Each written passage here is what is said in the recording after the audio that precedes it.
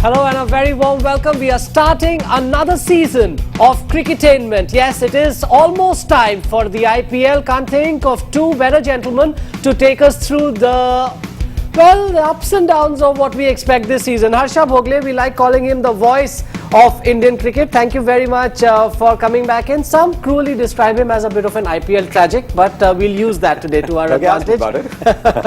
Also, Aakash Chopra joins us, singularly responsible for the Kolkata Knight Riders failing in the first few years of the IPL. He always makes very polite introductions to you. I know that, but they did well finally. So, yes. And Aakash will take credit for that as well. But we'll get to the Knight Riders in a little bit of time. Thank you very much, gentlemen. What we're going to do in this program is just look at the issues arising out of the IPL even as a new season begins. So let's just sink our teeth into the first one.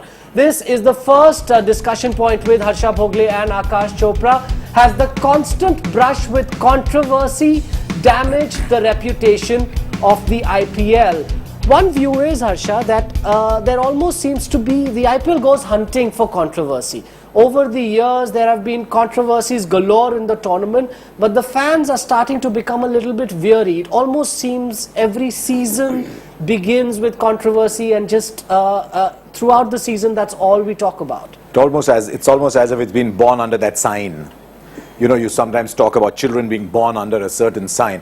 I don't know if it's good or bad. I hope it's bad, because there will be a school of thought that says it's good, and I hope it never works out that way. That should be for the pure showbiz, not for the cricket and entertainment part.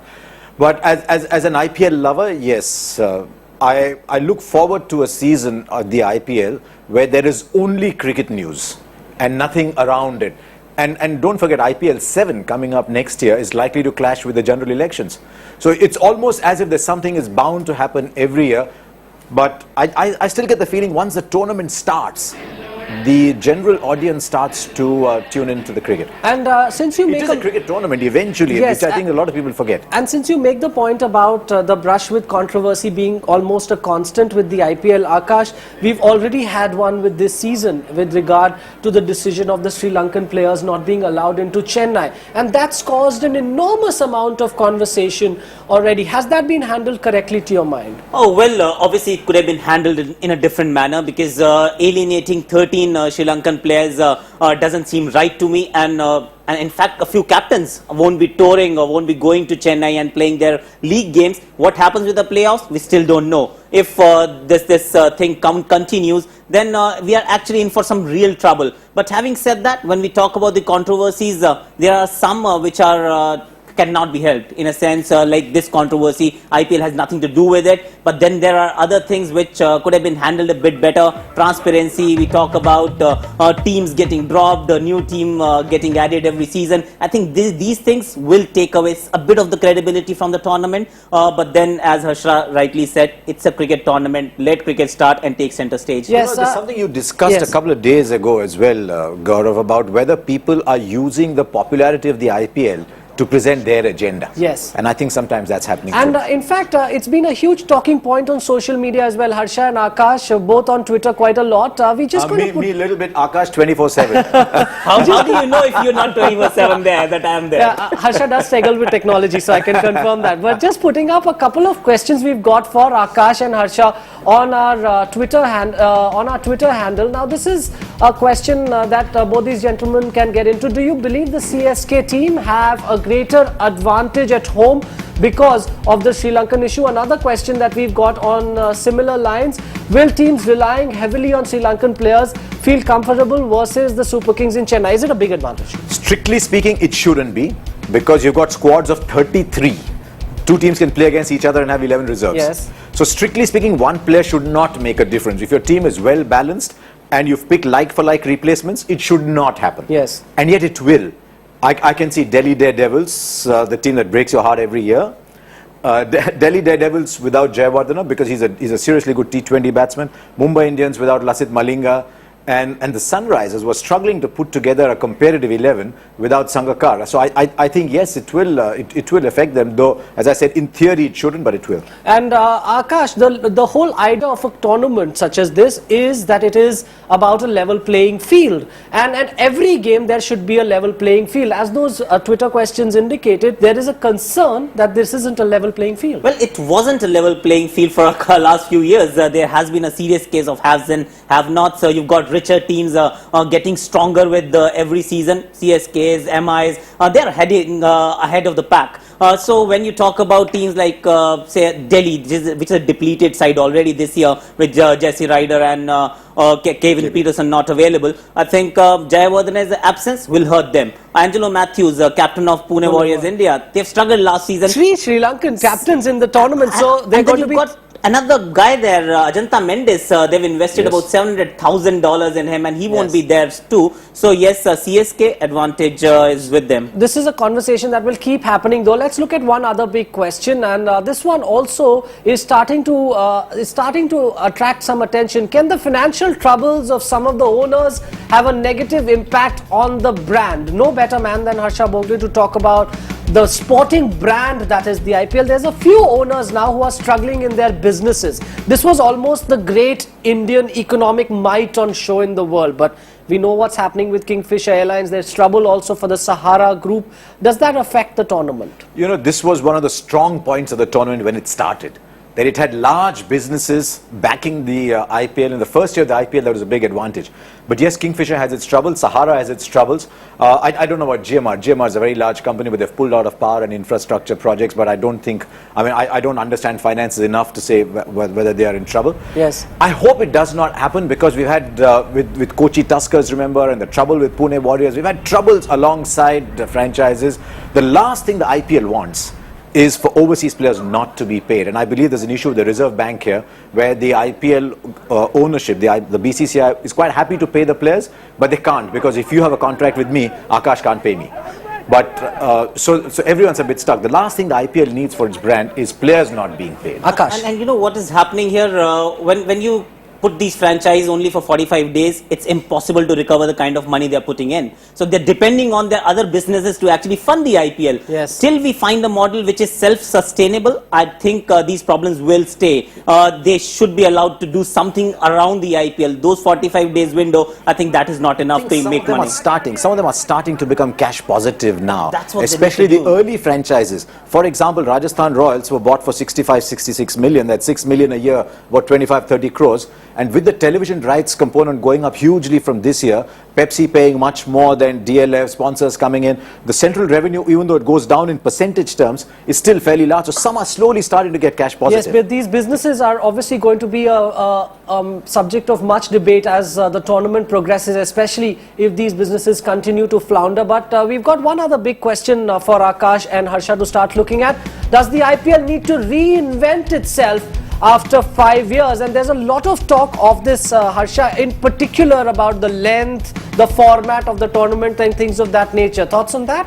The best thing about it is that the public will decide. If audiences start to go down, if ratings start to go down, that will be the cricket lovers' way of saying we want change. If that doesn't happen, then you're fine. I'm actually quite happy with the with the 7-week concept. What I would like to see is a little more stability. I know, for example, when Manchester United is going to play Chelsea, or when Liverpool is going to play Arsenal, and I know that will happen. I think a little more stability, but I think the format, I think the public will decide. I think I'm quite happy with it. So let's, can I actually get that question to you, Aakash, with some of the Twitter questions that we've been getting, because this is after all about engagement with our viewers. I'm going to just put up a couple of questions for Aakash to just have thoughts on.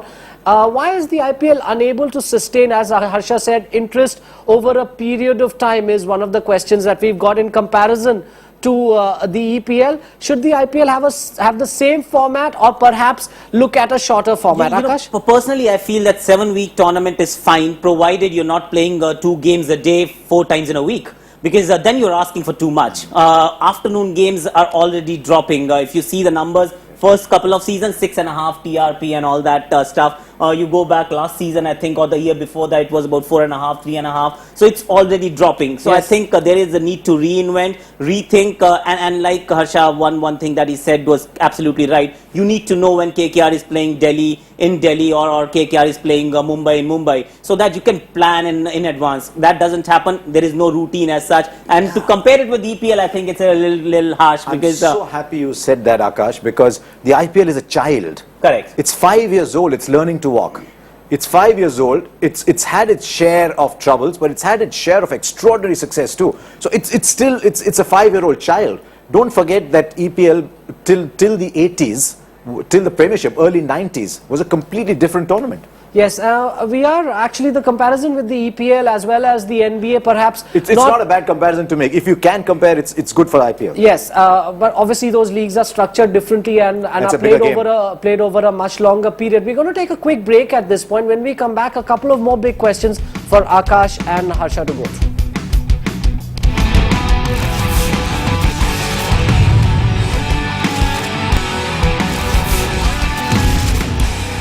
Yes, welcome back. We're building up to IPL Season 6 with Harsha Bhogle and Aakash Chopra. We've been looking at some of the issues that are confronting us before this season begins. Let's look at one other important talking point. Are other cricket boards increasingly concerned about the IPL's impact? We are starting to hear those voices, Harsha, aren't we? Especially from countries such as Sri Lanka with what's happened. But countries have had to reschedule. For instance, West Indies have had to reschedule a series against Sri Lanka.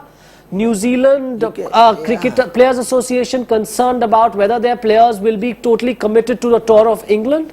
Listen, you're hearing stray voices. You're not hearing official voices. Yes. The Sri Lankan Cricket Board has said we're happy for our players to play in the IPL. I actually expected a stronger response from them, but the kind of money Sri Lankan players are making in this tournament is colossal. Australia, for example, there's huge criticism in the media in Australia, not from Cricket Australia, about the fact that they're having to play T20 before an Ashes series, for example. England has always been a little different because their season clashes and they like to live in denial with what's happening in another part of the world. But we read about Michael Lumb's comments now, suddenly saying that if players are going to continue to be... Matt Pryor said it, Kevin Peterson said it last year. A lot of the England players are starting to say, hang on, there's these West Indian players, there's Sri Lankan players, there's New Zealand players coming here and making more money than their central contracts. Why can't we?